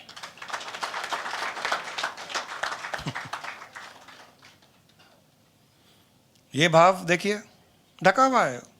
शरीर मेरी आत्मा को ढकने के लिए मैंने उपयोग में लिया है, उसके लिए उसको यूज कर रहा हूँ। मुझे पता है मैं आत्मा हूँ और शरीर से ढका हुआ है। अब इस शरीर के ऊपर कितना भी ढक लो, मैं तो वो ही रहूँगा। जैसे हम इस शरीर पर हमने ये कपड़ा पहन लिया है, हमें अभी तक ये एहसास है कि हम शरीर हैं, तो हमने ये कपड़ा पहन लिया। इस कपड़े के ऊपर आप स्वेटर पहन लीजिए, उसके ऊपर ओवरकोट पहन लीजिए, उसके ऊपर वो भाई साहब के जैसे जैकेट पहन लो, उसके ऊपर मफलर लगा लो, उसके ऊपर शॉल डाल लो, ब्लैंकेट डालो, फिर भी आपको पता है कि आप कौन हो। आपको पता है, इतना ढकने के पश्चात भी आपको पता है कि आप शरीर हो, जब तक शरीर भाव में हो। 10 कपड़े भी ढक लो तो आपको पता है कि आप शरीर ही हो। शरीर पर ये कपड़ों की परतें डाली गई है। वैसे ही जब आत्म भाव में चले जाते हैं, तब ये शरीर से ढका हुआ मैं आत्मा हूँ, ये एहसास होता है। अब इसके ऊपर मैं कपड़े डाल लूँ, सुंदर सुंदर गहने पहन लूँ, मैं मेकअप कर लूँ, मैं ज्वेलरी पहन लूँ, कुछ भी पहन लूँ, मुझे फिर भी पता है कि मैं तो वो आत्मा ही हूँ। इसलिए एक ज्ञानी ये नहीं करना या यही करना ऐसा कुछ नहीं मानता है वो, क्योंकि उसे पता है सब कुछ करते हुए भी वो तो मैं जो हूँ वो ही हूँ, मैं जो आत्मा चेतना हूँ मैं वो ही हूँ। इसलिए ज्ञानी अच्छे अच्छे कपड़े भी पहनते हैं। ये साधु वाधु तो अलग है, चलो उन्होंने संन्यास ले लिया, साधु बन गए, लेकिन ज्ञानी लोगों को अच्छे अच्छे कपड़े, jeans T shirt first class, बाहर जाते हैं हाफ पैंट बरमूडा अरमूडा पहन करके, कोई प्रॉब्लम नहीं है, क्यों? उनको पता है मैं तो ढका हुआ ही हूँ। हाँ, इस शरीर को ढकने के लिए कोई ज़रूरत पड़ी तो मैं इस शरीर को ढक रहा हूँ, जितने ढकने की ज़रूरत पड़ रही है उतना ढक रहा हूँ। अब जब ढक ही रहे हैं तो क्यों ना कोई अच्छे सुंदर कपड़ों से ढका जाए। ये स्थिति बन जाती है हमारी। Second online question. Guruji, how one knows that she/he got enlightened? Who? How one knows that she/he got enlightened? Okay. She or he? Is she asking a question or he is asking a question? Anyways, doesn't matter. He asking.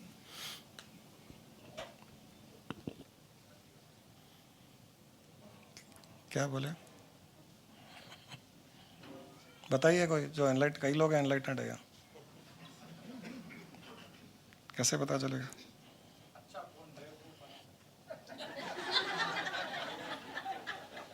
अच्छा कौन बेवकूफ़ बना सकता है? नहीं, ऐसे भी बहुत से एनलाइटेंड है जो बेवकूफ़ नहीं बना पाए। वो हमने स्वामी जी के गुरु थे राखाड़ी बाबा, वो बेचारे किसी को भी बेवकूफ़ नहीं बनाए, वो खुद में ही मस्त रहे। हमारे स्वामी जी थोड़े को बना के पाए, हम जैसे को, हमने और कई लोगों को बनाए, तो वो भी एनलाइटेंड थे, गुरु भी एनलाइटेंड थे, राखाड़ी बाबा एनलाइटेंड थे, ऐसा तो ज़रूरी नहीं है। कई लोग खाली बेवकूफ़ बनाने में एक्सपर्ट होते हैं, खुद उसमें स्थित नहीं होते हैं, उस बेवकूफ़ी में खुद स्थित नहीं होते हैं, दूसरों को बेवकूफ़ बनाते हैं, तो वो भी एनलाइटेंड नहीं हुआ। वो खाली बोलने के लिए बोल रहा है, लोगों को अट्रैक्ट करने के लिए कर रहा है, पैसों के लिए कर रहा है, कुछ ना कुछ उसका स्वार्थ है उसके लिए कर रहा है, लेकिन बोलने में बहुत एक्सपर्ट है वो, तो वैसे भी होते हैं, तो ऐसा कोई ज़रूरी नहीं है। हाँ, जो जैसे मैंने कहा कि 100% अपने माइंड को जिसने बेवकूफ़ बना लिया वो एनलाइटेंड है, वो एनलाइटेंड है। अब उसको कैसे पता चले? पता चल जाता है, पता चल जाता है।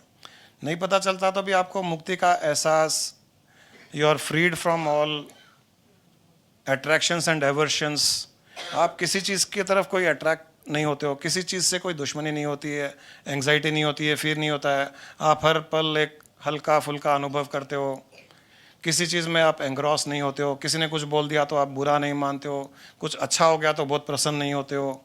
ये एनलाइटनमेंट के कुछ पैरामीटर्स हो सकते हैं।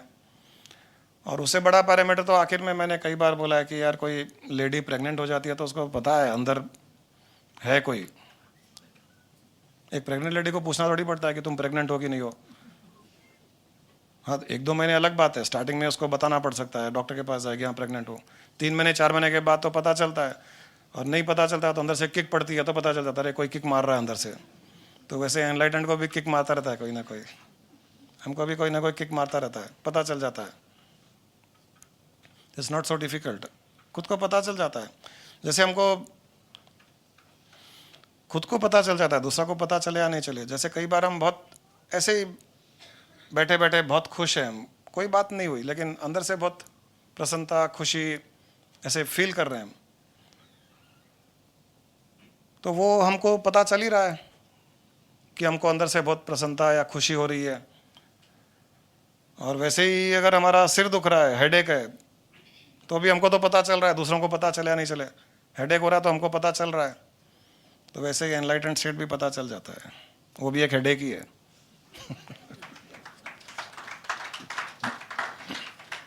Next question.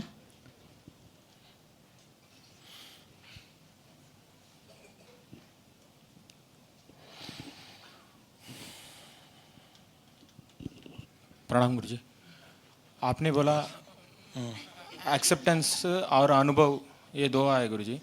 पहले आप एक्सेप्टेंस कर लिए, उसके बाद में अनुभव आया, नहीं तो अनुभव आया उसके बाद में एक्सेप्टेंस हो कुछ भी गया। हो सकता है, दोनों ही पॉसिबल है। Anubhav will lead to acceptance, acceptance can lead to experience.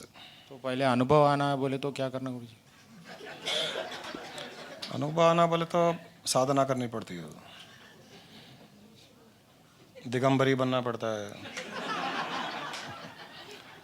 दिगंबरी मतलब अब शरीर से दिगंबरी बनो नहीं बनो, मन से दिगंबरी बनना पड़ता है। मन को नंगा करना पड़ता है, नंगा करना पड़ता है मतलब उसके ऊपर जो जो इम्प्रेशंस है उनको हटाना पड़ता है। जैसे हम शरीर को नग्न कर रहे हैं तो कपड़े हटाने पड़ते हैं, तो वैसे ही मन के ऊपर जो जो चीज़ें हैं उनको हटाने से मन नंगा हो जाएगा। मन जब नंगा हो जाएगा तब उसको अनुभव होने लग जाएंगे। मन के ऊपर जब तक परतें रहेगी उसको अनुभव नहीं होगा। तो उसको उस स्थिति में लाने के लिए साधना करनी पड़ेगी, खाने पीने पर ध्यान देना पड़ेगा, एक्टिविटी को रोकनी पड़ेगी, कम करनी पड़ेगी। तुमको अपने लाइफस्टाइल को पूरा बदलना पड़ेगा। कहीं आना नहीं, कहीं जाना नहीं, किसी मिलना नहीं, व्यवहार नहीं करना, सात्विक। क्या हुआ, अभी टेंशन शुरू हो गया? सात्विक भोजन करना पड़ेगा, सुबह ब्रह्म मुहूर्त में उठना पड़ेगा, अपने आसन सिद्धि करनी पड़ेगी। आसन सिद्धि मनप्रीत को बहुत अच्छा लग रहा है, ये बेचारी बहुत कीवी है सब।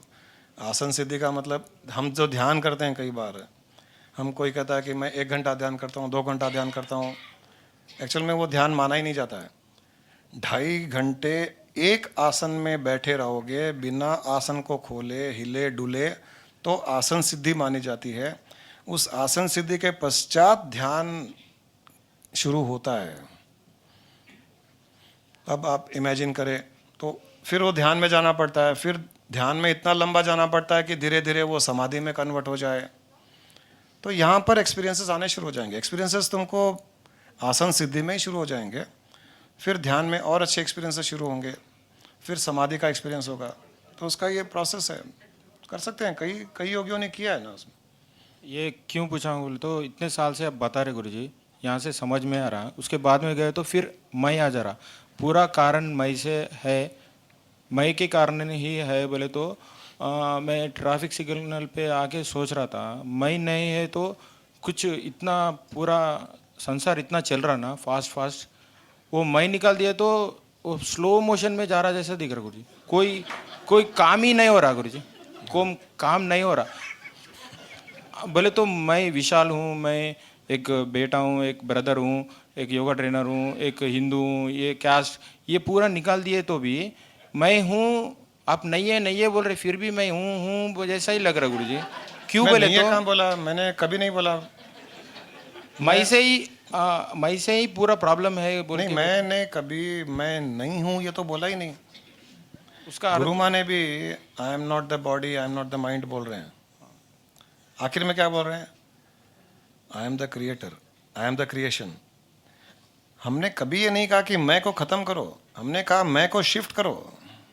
शिफ्ट करने में क्या प्रॉब्लम है? खत्म करने में प्रॉब्लम है। तो तुम मैं बात की सीक्रेट को तो पकड़ते नहीं हो। मैं फिर ये 5 साल से मेरे ऊपर ही आके हथौड़े मारते, हंटर मारते रहते हो। बोले तो मैं शिफ्ट करो मैं को। मैं हूँ, मैं है, हाँ मैं है, मैं ब्रह्म हूँ, अहम ब्रह्मास्मि। मैंने कहा मैं को निकाल दिया। मैं तो कह रहा हूँ मैं ब्रह्म हूँ, मैं आत्मा हूँ, मैं है ना वहाँ पर। तो मैं अनुभव कर रहा मैं हूँ वो भी है ऐसा है ना, लग- ये भी है ना। तो आपने बोला अल्टीमेट ये सत्य नहीं है, वही चाहिए आप नहीं अब रास्ते दोनों रास्ते हैं। तुम ध्यान भी करोगे, आसन सिद्धि करोगे, ध्यान करोगे, समाधि करोगे, तो धीरे धीरे वहाँ पर मैं शिफ्ट होना शुरू हो जाएगा। फिर तुमको एक स्थिति में अनुभव हो जाएगा कि मैं कुछ था लेकिन शरीर नहीं था। अपने आप को तुम शरीर से अलग अनुभव करने लग जाओगे वहाँ पर। तो वो अनुभव की स्थिति होगी, तब जाके तुम्हारे माइंड को एक्सेप्टेंस आएगा कि अरे ये मैं को शिफ्ट करना है मुझे।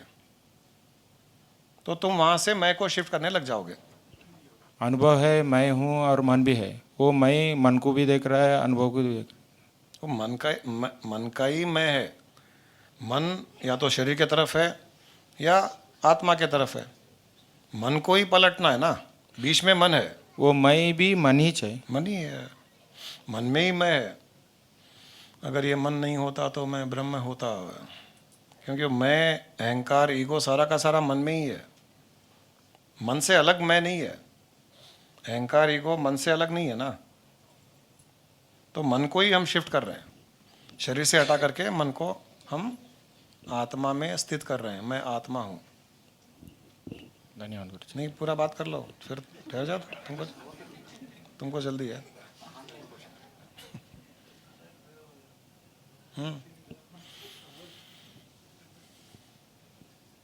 वो थॉट ही चाहिए, पूरा अनुभव कर रहा है। थॉट कैसा अनुभव कर रहा है बोल के, थॉट कैसा अनुभव कर रहा है मतलब? ये मैं तो थॉट है, ये थॉट एक अनुभव कैसा कर सकता, वो भी जड़ है, उसका आधार। थॉट जड़ नहीं है ना, थॉट चेतना है, जड़ शरीर है। तो जड़ को वो एक्सपीरियंस कर करके ये जड़ मैं हूँ ऐसे उसने मान लिया। अब हम कह रहे हैं कि तू जड़ नहीं, तू चेतना है। तो मैं चेतना हूँ, ओ मैं चेतना हूँ, ओ चलो आज से तुम ये बोलो कि मैं चेतना हूँ, मैं आत्मा हूँ, मैं ब्रह्म हूँ, ऐसे बोलते जाओ अपने आप को। वो धीरे धीरे वो एक्सपीरियंस में कन्वर्ट हो जाएगा, तुमको फील हो जाएगा अलग, उससे अलग। कहीं ना कहीं साधना तो करनी पड़ेगी। या तो तुम शारीरिक साधना करो, शरीर को तपाओ, इंद्रियों को तपाओ, इंद्रियों का निग्रह करो, यम नियम आसन प्राणायाम प्रत्याहार धारणा ये सब करो, भोजन में सात्विकता लाओ, हर चीज़ में तुम वो साधना करो। मैंने तुमको दूसरी साधना बता दी, कुछ नहीं करना है वो सब, केवल मन की साधना है कि मन को बोलते जाओ कि मैं आत्मा हूँ, मैं चेतना हूँ, मैं ब्रह्म हूँ, मैं निराकार हूँ, मैं शुद्ध चेतना हूँ, मैं मुक्त हूँ, मैं आनंद में हूँ, ये बोलते जाओ और सब कुछ करते जाओ। मूवी देखो वहाँ पर भी बोलते जाओ, रेस्टोरेंट जाओ वहाँ पर भी बोलते जाओ, करते जाओ, 24 घंटे करते जाओ। करते करते करते वो मन आत्ममय हो जाएगा। मन ये जब मान लेगा कि मैं आत्मा हूँ, प्रॉब्लम सॉल्व। फिर मन आत्मा में ही लीन होगा, क्योंकि मन जिस चीज़ के बारे में सोचता है वो ही वो बन जाता है। यद भावम तद भवति, इसके आगे और पीछे कुछ भी नहीं है। तुम 100 साल की साधना करो, जंगल जाओ, गुफाओं में कुछ करो योगी के जैसे, या दिन भर यहाँ घूमते फिरते हैदराबाद में सब काम करते हुए मैं आत्मा हूँ इस प्रकार की साधना करो, दोनों का रिजल्ट एक ही होगा। मैंने बहुत आसान तरीका बता दिया है। प्रॉब्लम वही है कि हे वो माइंड में ब्रांड बैठ गया है कि नहीं, वो अमिताभ ने बोल दिया है कि हे तुमको साधना करनी पड़ेगी, जंगल जाओ, गुफा में जाओ, कई लोगों ने किया। तो माइंड तुम्हारा अब जंगल, गुफा, साधना, अनुभव, एक्सपीरियंस, जब तक अनुभव नहीं करोगे तुम कैसे प्राप्त करोगे? अनुभव के पीछे पड़ा हूँ। हाँ। धन्यवाद।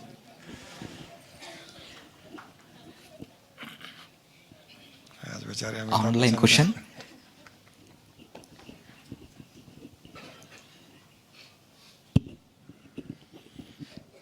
Sir, I would like to request trustees to install a hundi at our Janwada ashram so that we from middle class can contribute something for ashram.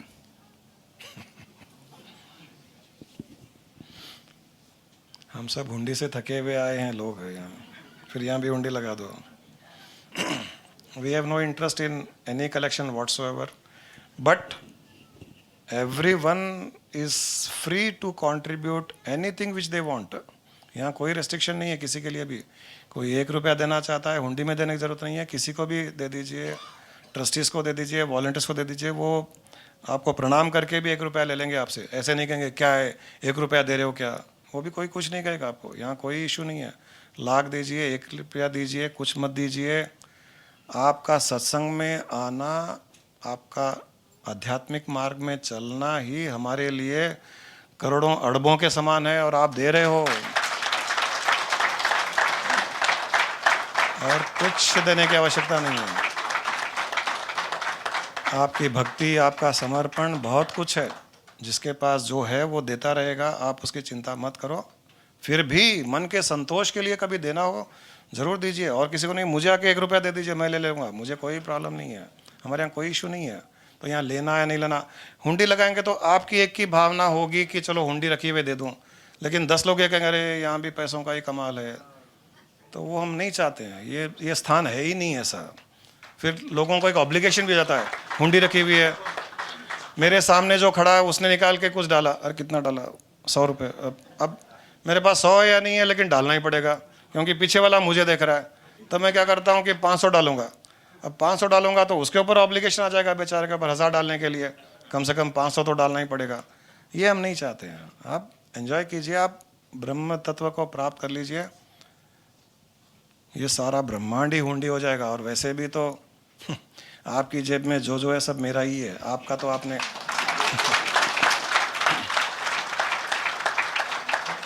अगर कोई मानता भी है कि मेरे पास इतना धन है, वो उसकी अज्ञानता में मान रहा है, वो मेरा ही है, क्योंकि मुझसे कोई बाहर है नहीं। इस जेब में हो या इस जेब में हो या उस जेब में हो, क्या फर्क पड़ता है, वो तो मेरा ही है। सारी धरती के लैंड मेरे पास है। मुझे कई लोग कहते हैं हमने वो लैंड खरीद लिया। अरे कितने खरीदे? 3 एकड़ खरीदे। 3 एकड़ खरीदे तो पूरी धरती खरीदी हुई है। बोला मेरे पास डॉक्यूमेंट है। मैंने कहा मेरे पास भी डॉक्यूमेंट है, मैंने भी बना के रखी है। Seller, creator, buyer Ramesh Jain, so and so plot, Jubilee Hills, नीचे सिग्नेचर भी है श्री हरि का, देखो मेरे पास भी है। अच्छा, आपकी 3 एकड़ की ज़मीन है, आप उसे घर ले आओ चलो। बोले घर तो नहीं ला सकते। तो आपके पास में आपकी ज़मीन है, वो आप कैसे मानते हो? बोले डॉक्यूमेंट से। तो डॉक्यूमेंट से माना तो कोई भी डॉक्यूमेंट से मान लो, उसमें क्या फ़र्क पड़ता है। ये भी एक शास्त्रों की कहानी आई भी, हमने ऋषिकेश में बताई थी, बाद में कभी बताएंगे। बहुत अच्छी बात है। याज्ञवल्क्य ऋषि और उनकी पत्नी मैत्रेयी के बीच में ये प्रसंग आता है। उसमें बताते हैं कि कैसे एक निर्धन, एक गरीब भी संसार का सबसे अमीर इंसान अपने आप को फील कर सकता है। कैसे कर सकता है, वो उन्होंने बताया सीक्रेट। तो ऐसे ही है, अपने मन को बेवकूफ़ बनाते रहिए, अच्छे से बेवकूफ़ बनाइए, जिससे वो बेवकूफ़ी में खुश रहे, बेवकूफ़ी में आनंद से रहे, और धीरे धीरे वो आपका अनुभव में ही बदल जाएगा। और एक दिन ऐसा आएगा जब आपको साफ ये नज़र आएगा कि ये शरीर चल रहा है, आप खड़े हो, शरीर खा रहा है, आप अंदर स्थिर हो, आप नहीं खा रहे हो, शरीर कुछ देख रहा है, आप उसके अंदर निराकार रूप से स्थित हो, शरीर कभी परेशान भी हो रहा है परंतु आप आनंद में हो। ऐसी स्थिति आपकी सबकी बन जाएगी। उसके लिए केवल करना यही है, हर पल जो मैंने कहा आज, कर्मेंद्रियों को कर्म करने दीजिए, ज्ञानेंद्रियों में इस ज्ञान को स्थित कर लीजिए कि मैं शुद्ध चेतन ब्रह्म परमात्मा आत्मा हूँ, मैं मुक्त हूँ, मैं निराकार हूँ, मैं प्रकाश हूँ। बस इतना स्थित कर लीजिए, आपका कल्याण होगा।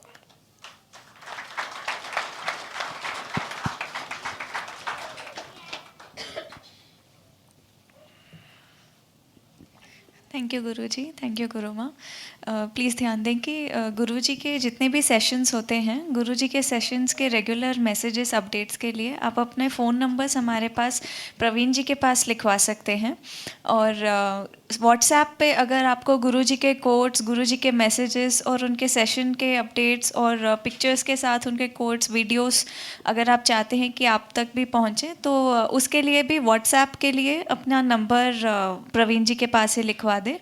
और नेक्स्ट मंथ की 13 तारीख को, 13 जुलाई को गुरुजी का बर्थडे है, तो वो बर्थडे हम अपने आश्रम में सेलिब्रेट करेंगे। और 19 जुलाई को गुरु पूर्णिमा है, तो आप सभी तक ये प्रोग्राम्स के जो भी इंफॉर्मेशन है वो पहुंचा दी जाएगी जल्दी से जल्दी। तो इन सभी के मैसेज के लिए भी आप अपने फ़ोन नंबर्स लिखवा सकते हैं। Thank you.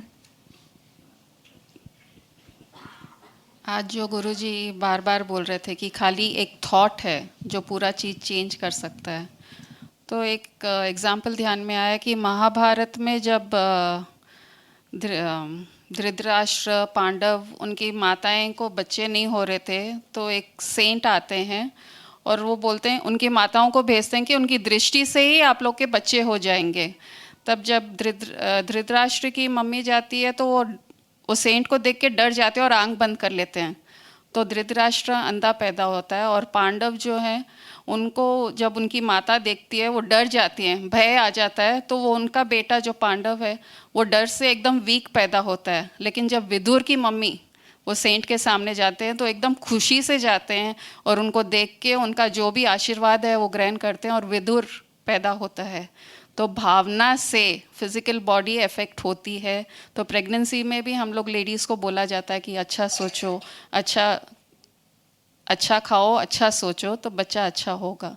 वैसे ही गुरुजी आज बार बार बोल रहे हैं कि अपना एक ही थॉट रखो कि मैं मुक्त हूँ, मैं मुक्त हूँ। अपन वो अगर खुशी से ग्रहण कर लेंगे तो वो अपने लिए मुक्ति ही है, क्योंकि मुक्ति है, अपन मुक्ति हैं। तो जो इनका जो सेकंड पैराग्राफ है अपने एंथम में, I am the creator, I am the creation, मैंने ही मेरे मन से दुख, टेंशन सब क्रिएट कर लिया, अब मैं ही मुक्ति का क्रिएशन कर सकता हूँ। वो पावर अपने में है।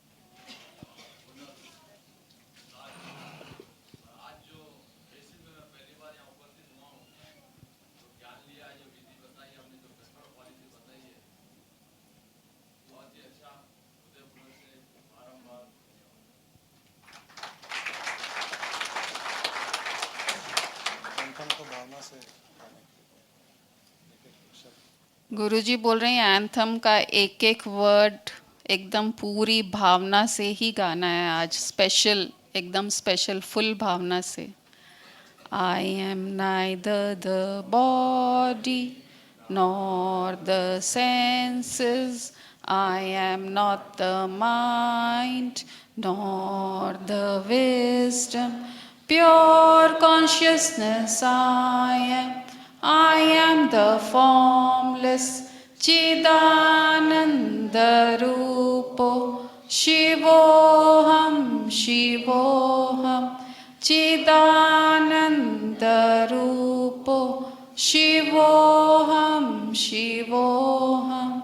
I am not in bondage nor seeking liberation. I am not in tension nor in the stress. Pure consciousness I am the formless Chidananda Rupo Shivoham Shivoham Chidananda Rupo Shivoham Shivoham. I am the creator, I am the creation, my creation is for my recreation. Pure consciousness I am the formless Chidananda Rupo Shivoham Shivoham Chidananda Rupo Shivoham Shivoham Chidananda Rupo Shivoham Shivoham.